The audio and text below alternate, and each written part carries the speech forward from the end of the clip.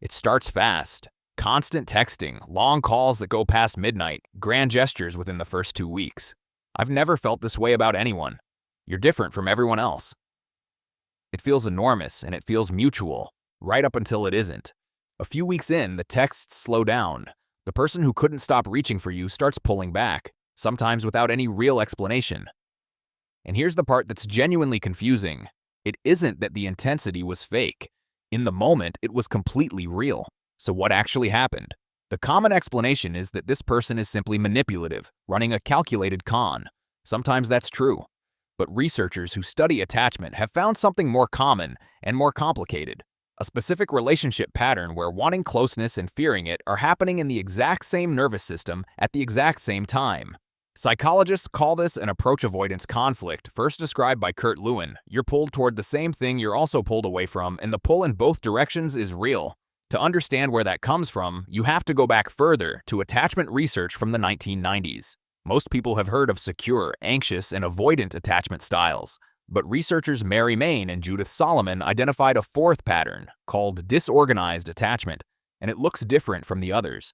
It develops in children whose caregiver was, at different moments, both their source of comfort and their source of fear. The same person who soothed them was also the one who was unpredictable, frightening, or overwhelming.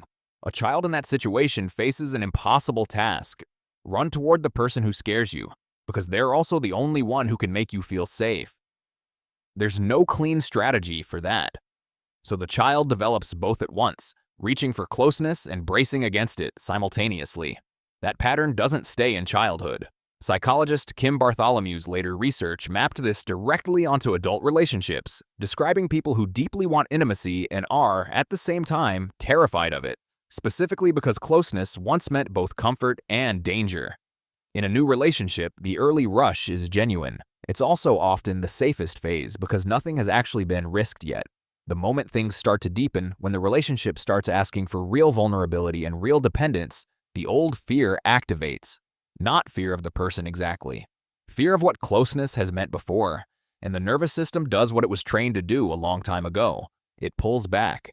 Here's the part that explains why this pattern is so hard to walk away from on both sides.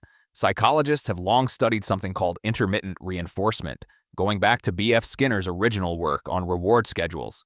A reward that arrives unpredictably, sometimes intense, sometimes absent, is more powerfully addictive to the brain than a reward that arrives reliably every time. It's the exact mechanism behind a slot machine. Consistent affection is satisfying but predictable. Affection that swings between overwhelming and withdrawn keeps the brain locked in a state of chasing the next hit, unsure when it's coming, unable to look away. The unpredictability isn't a side effect of this pattern. It's the reason it feels so consuming. There's also a second fear hiding underneath the first one, and it's the one people rarely name. Alongside the fear of abandonment sits a fear of engulfment, a fear of disappearing into another person, of losing yourself the closer you get. For someone with this pattern, intimacy doesn't just risk rejection, it risks a kind of erasure. So the same closeness that felt thrilling in week 1 can start to feel, by week 5, like something closing in.